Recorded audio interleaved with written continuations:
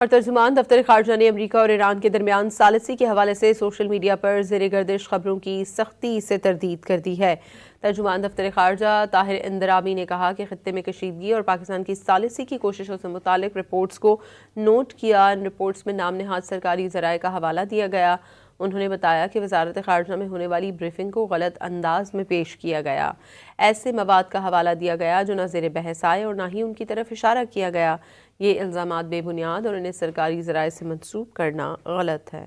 اور ترجمان دفتر خارجہ نے امریکہ اور ایران کے درمیان ثالثی کے حوالے سے سوشل میڈیا پر زیر گردش خبروں کی سختی سے تردید کر دی ہے۔ ترجمان دفتر خارجہ طاہر اندرابی نے کہا کہ خطے میں کشیدگی اور پاکستان کی ثالثی کی کوششوں سے متعلق رپورٹس کو نوٹ کیا۔ ان رپورٹس میں نام نہاد سرکاری ذرائع کا حوالہ دیا گیا۔ انہوں نے بتایا کہ وزارت خارجہ میں ہونے والی بریفنگ کو غلط انداز میں پیش کیا گیا۔ ایسے مواد کا حوالہ دیا گیا جو نہ زیر بحث آئے اور نہ ہی ان کی طرف اشارہ کیا گیا۔ یہ الزامات بے بنیاد اور انہیں سرکاری ذرائع سے منسوب کرنا غلط ہے۔